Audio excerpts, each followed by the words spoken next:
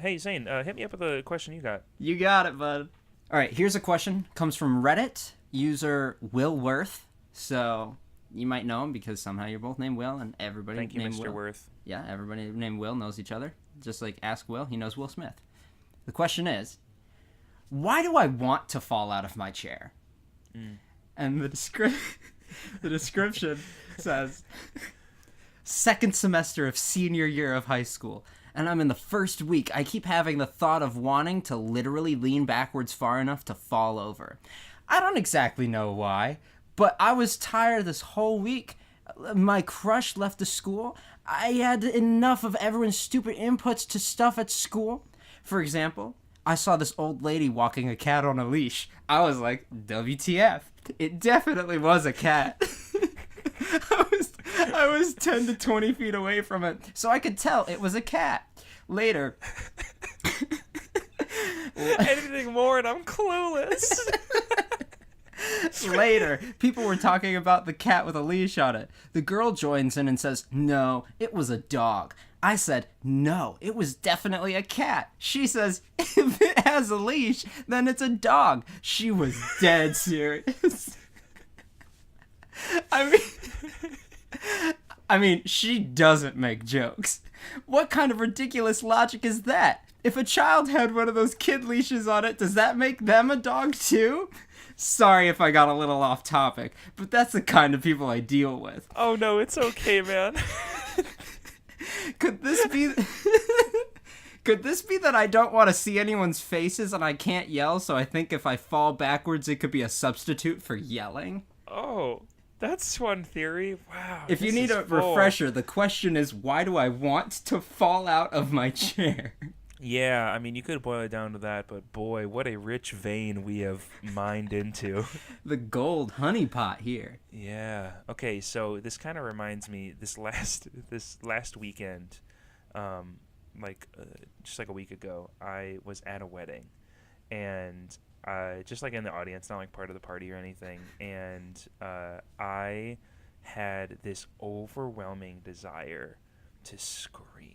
I get it. I'm not kidding. Like, no, I get it. No, and I think this is kind of what this question is getting at, for just the idea of like, I sat there and I was like, I would just be worried if I was the groom in this situation. Just like, what if one person just loses it or just doesn't care for like 20 seconds and just doesn't stop screaming? And I was like, I could be that person. I totally get it. I could do that right here. I could ruin these people's like best day of their life just by starting to scream. I've had these moments, like if I go to see a musical and people are singing and whatnot, and it gets either to a serious note or whatnot, I always think, what if? Like, what exactly would happen if I stand up right now and say, no, I'm Hamlet. Stop what you're doing. Stop it. No, Stop it, I please, say. Stop what you're doing on the stage, please. And just, you're a beautiful singer. Stop it. Yeah, I don't know. It's like, why don't people do that? Well, there's a very good reason people don't do that. But okay, if I did that at the wedding, what would have happened? People would be mad? Am I going to jail? If you Am I going to jail for that? Am I going to... If I scream at a wedding, am I going to jail? I just now imagine you stand up and you say, hey, I know the groom. And then a guy in glasses and the suit comes in and he's like, all right, sir, this is your last one. It just starts pulling you away. He's like, you have the right to an attorney. Everything. They pull you into court and you're trying to defend for yourself and you're pleading not guilty. And then the groom is in the jury and he's just like, no, I was there. Throw this guy in the sack. Do it. Get him out of here.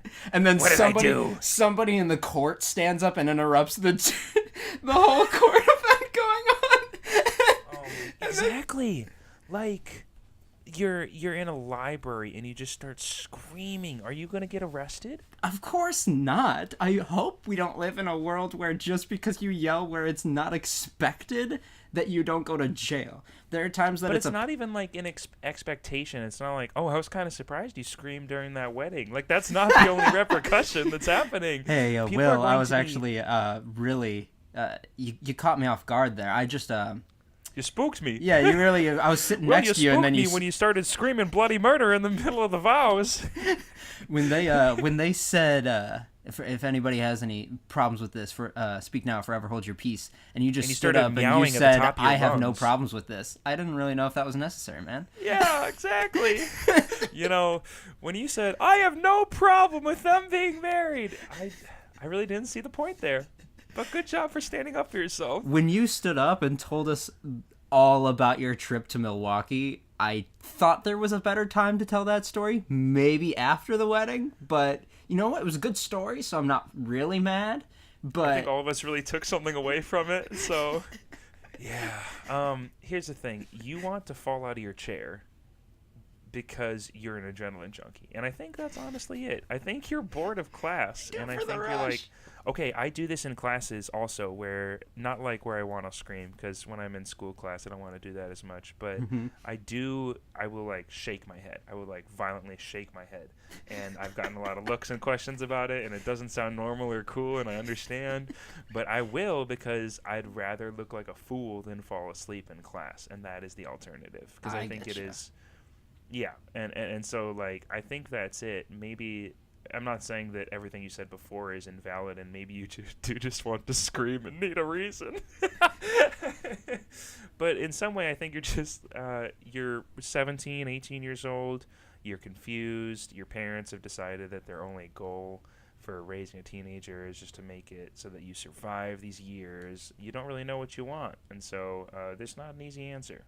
if you want close to an easy answer, it seems like you might think a way that I kind of think, which is if your brain is going all over the place, then when you're sitting in an area where nothing exciting is happening, your brain is going to force thoughts of what might possibly cause something exciting to happen. Such as if the event of somebody just falling out of their chair were to occur, what would start happening around you? And I think the weirder question right now is, let's say you did. You fell out of your chair right now. Nobody around you cared. Nobody flinched. Teacher kept talking. Class kept going. Then how would you feel? Then who's the idiot? Would you have felt satisfied falling out of your chair, or would you not feel satisfied because the scene hadn't erupted into something new? That's the real question. Are you looking for the attention of like a new moment, or are you just really interested in how it feels to fall out of the chair? Because you can do that alone. So it makes me wonder when you need to do it in class. Yeah, I agree. Totally. I think we're going to check that off as a big help.